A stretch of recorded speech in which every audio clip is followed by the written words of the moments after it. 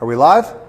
Hey guys, this is Bobby Clue with the Somerset-Pulaski County Chamber of Commerce. We're back again for another one of our chamber spotlights where we are highlighting our 2023 businesses of the year. So we've been making the rounds for the last several months and we've been talking with a lot of our award winners.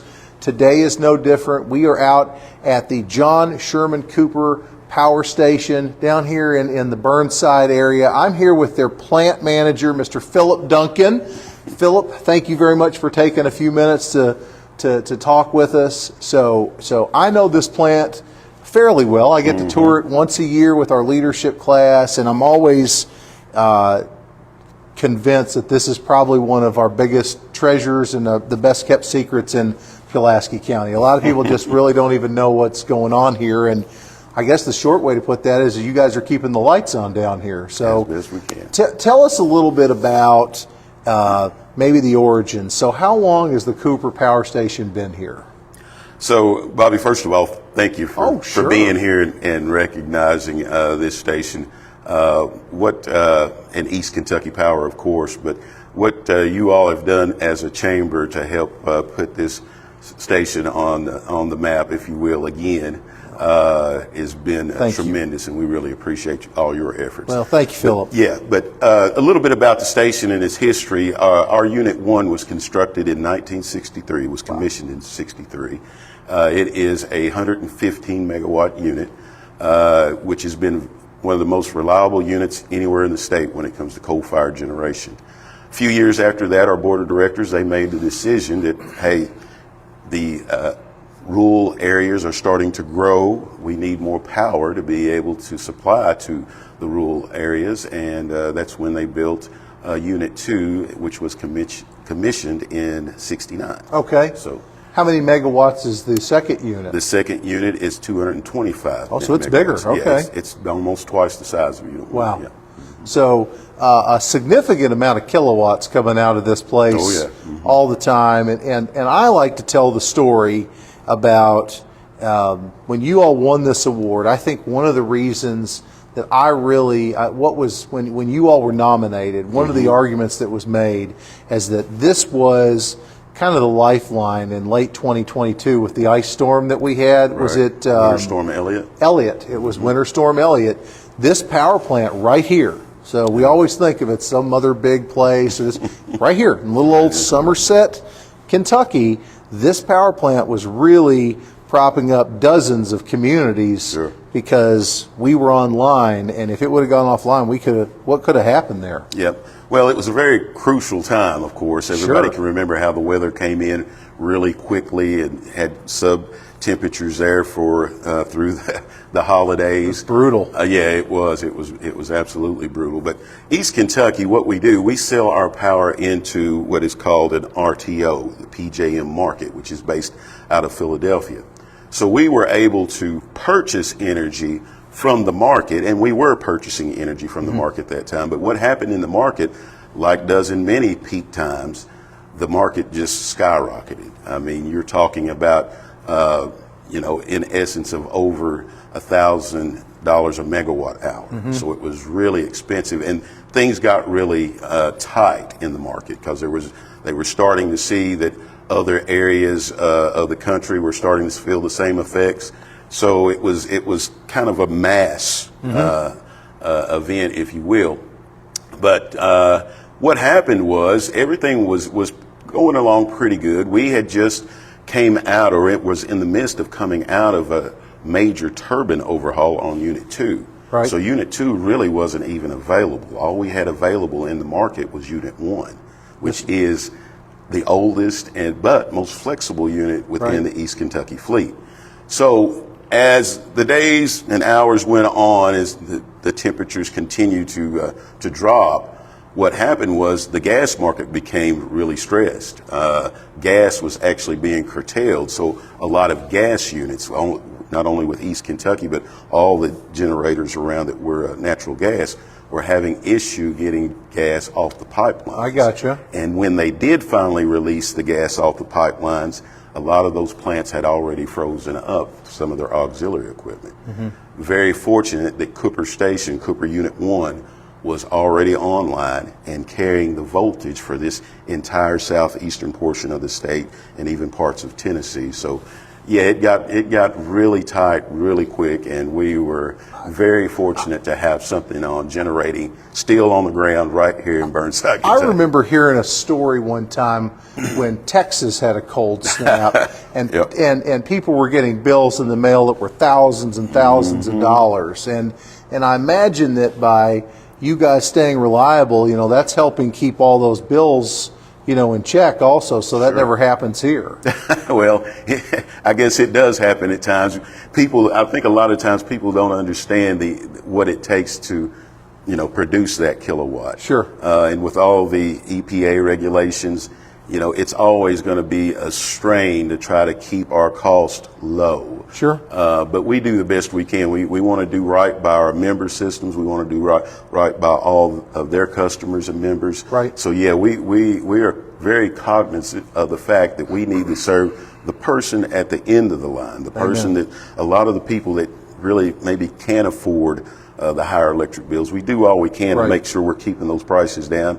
But I know that can be a strain sometimes on people that don't have the resources. Well, that's going to lead me into my next conversation here. So we had a huge announcement here just a few weeks ago. I was honored to be right here in this lobby when that conversation happened, and from what I can tell, this will be one of the biggest projects to come into our community in several years. Right. So it's can you tell us a little bit about this new venture? I'm just I'm incredibly happy about this, because for the longest time, and I think everybody out there, some of these people watching this, they're going to say, oh, we heard the plant was closing down. We heard that they're not gonna be there in a few years. Well, let me tell you, this announcement, baby, we're back. And you guys are really, this is a big deal. So can you tell them a little bit about that, Philip? Sure, yeah. Well, first of all, I think we must say that the reason that this investment is being made here at Cooper Station, it's really due to the employees that we have. The you have great employees. They have done yeoman's work to keep this station viable and reliable over the past few years when we were on a glide path to close, even through the Winter Storm Elliott event that we talked about. We were still looking at maybe closing this plant down by 2027, 2028 timeframe. Right.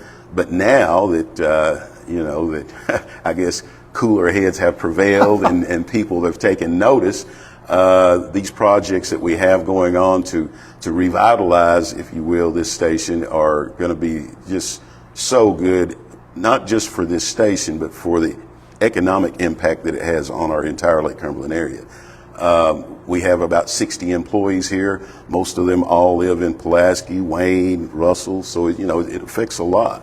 And hopefully looking to hire even more employees at some point. But what's going to happen is once the natural gas lines are built into the station. So that's the news, really. That's really the news. You've gone from a coal-fired power plant all these years to where it's going to be a dual. They call it co-fired, but it's a dual. You're going to have coal and natural gas. Coal and natural gas. The natural gas being the cheaper of the fuels right now, we feel like that we can run Unit 2 at a lower kilowatt cost.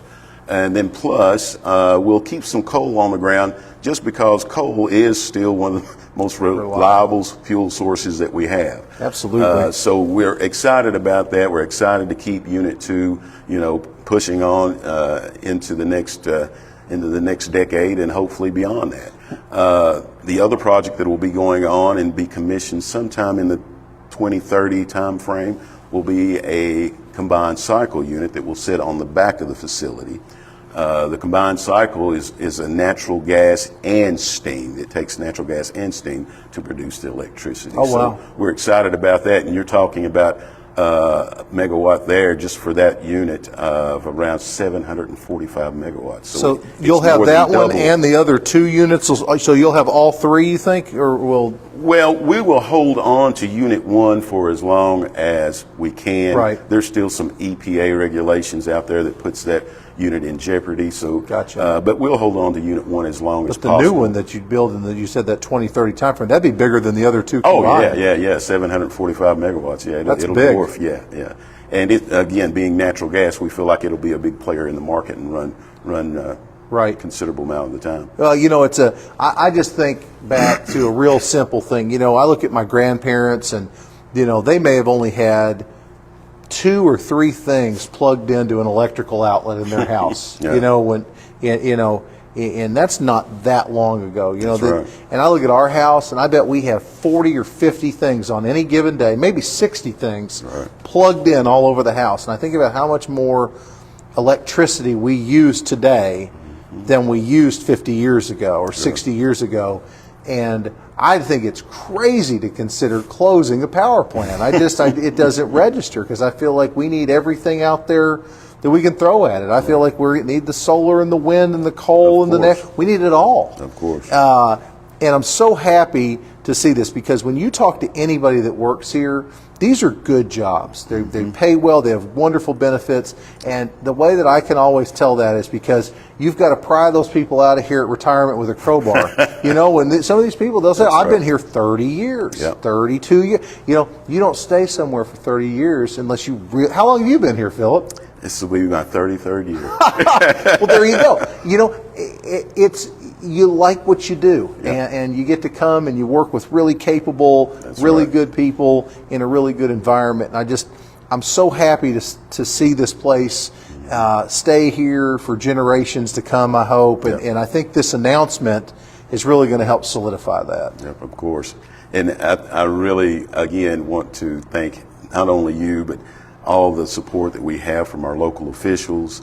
Everyone is viewing this as a huge win for East Kentucky and the entire community, and we're just happy to be a part of it. Well, it is, and again, I think that these are the reasons that we are happy to award East Kentucky Power, the Cooper Power Plant, a Business of the Year award. And I want to just congratulate you one more time on being our 2023 Business of the Year, 51 to 100 employee category. Philip, I feel like the best is yet to come. All right. And I'm excited about that, and I want to thank you for your time. Yes, sir. And, guys, we've got some great businesses here in this community. We're very blessed. We've got, I think, 2 more chamber spotlights to go by the end of the year. We got to hurry. We're running out of year. So we're going to get those done quick.